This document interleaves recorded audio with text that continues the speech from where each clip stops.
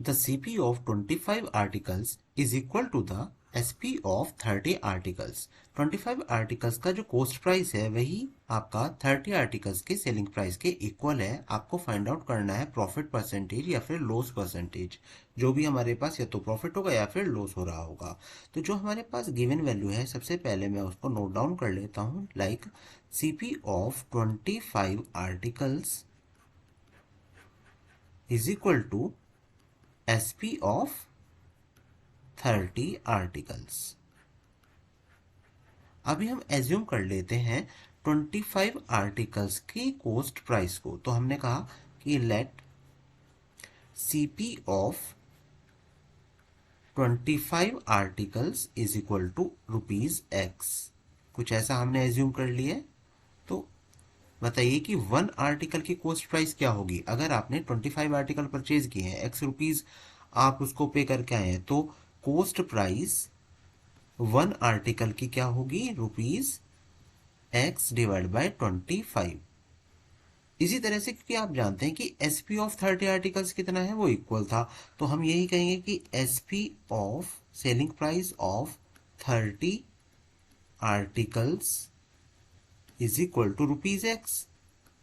यहां हमने बात की कि सेलिंग प्राइस जो है 30 आर्टिकल्स का वही है जो कोस्ट प्राइस है 25 आर्टिकल का। तो मैंने अगर इसको एज्यूम किया है coast price of 25 article, it means indirectly मैंने एज्यूम कर लिया है 30 आर्टिकल्स के सेलिंग प्राइस को भी।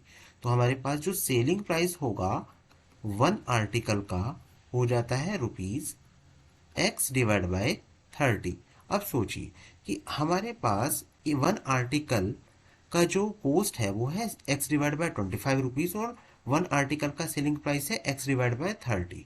कभी भी जब भी डेनोमिनेटर में वैल्यूज, आपने ये प्रीवियस क्लासेस में सीखा होगा कि डेनोमिनेटर अगर आपके पास स्मॉल होता है लाइक 1/25 एंड 1/30, तब आपके लिए ग्रेटर वैल्यू कौन सी है? ऑब्वियस है कि 1/25 को हम ग्रेटर बोला करते हैं।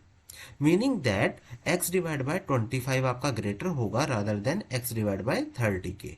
और x डिवाइड बाय 25 क्या है? हमारा कोस्ट प्राइस CP। और सेलिंग प्राइस क्या है आपके पास? x divide by 30।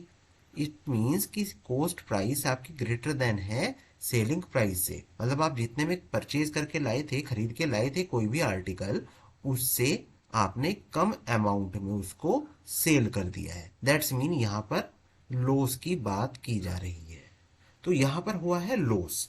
लॉस हुआ है तो हम क्या करेंगे कि लॉस का फॉर्मूला अप्लाई करेंगे। मीनिंग दैट लॉस हो जाता है CP माइनस SP। और CP देखेगा कि कोस्ट प्राइस जो आपने फाइंड आउट किया था यहाँ पर X divide by 25, same as जो सेलिंग प्राइस है वो क्या होगा? X divide by 30। तो यहाँ पे हम करते हैं 25 और 30 का आपको एलसीएम लेना होगा।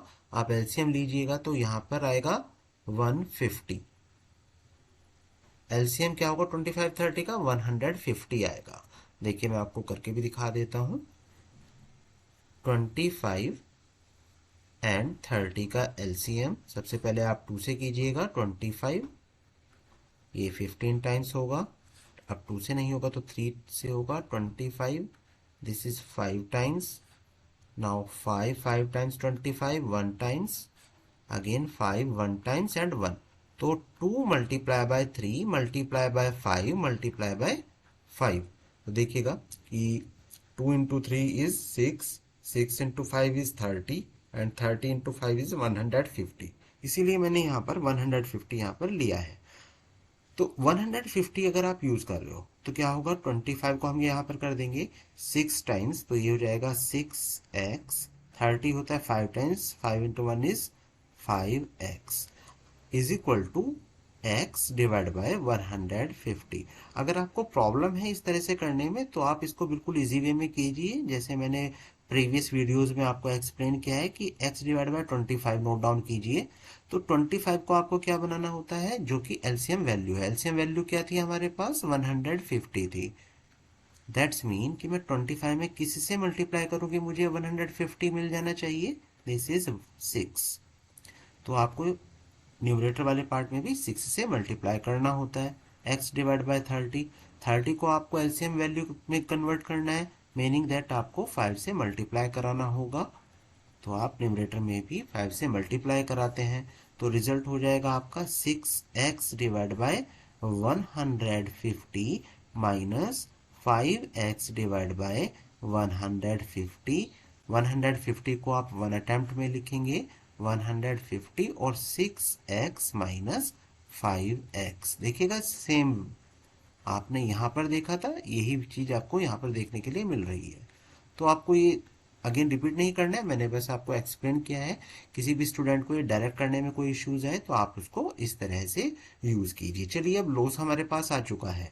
Loss is x divide by 150 rupees. मतलब अब हमें परसेंटेज लॉस फाइंड आउट करना है। ऑब्वियस है कि परसेंटेज प्रॉफिट तो मैं फाइंड आउट नहीं करूंगा क्योंकि लॉस हुआ है। तो परसेंटेज लॉस का फॉर्मूला क्या होगा?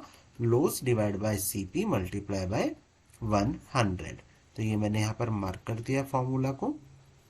लॉस मेरे लिए है x डिवाइड बाय 150। तो मैं यहाँ पर लिख लेता हूँ x divide by 150 divide by CP. CP क्या है? सीपी आपको पता है कि यहाँ पर था x डिवाइड बाय 25। ये देखिएगा कि ये आपका सीपी वाली वैल्यू थी x डिवाइड बाय 25। तो मैंने लिख लिया x डिवाइड बाय 25 और मल्टीप्लाई हम करा देंगे 100। अब देखिएगा कि आपको ये मल्टीप्लिकेशंस कुछ इस तरीके से करनी होगी। तो ये रिजल्ट देगा x multiply by 25 divide by 150 multiply by x multiply by 100। x से x को आप कैंसिल आउट कर देते हैं, 10 से 10 को कैंसिल आउट कर दिया जाएगा और 5 से इसको कर दीजिएगा 3 टाइम्स, 5 टाइम्स। तो ये देगा आपको रिजल्ट 5 × 10 इज 50 डिवाइड बाय 3 और ये हो जाएगा आपका 16 whole 2 divide by 3%। This is your percentage loss.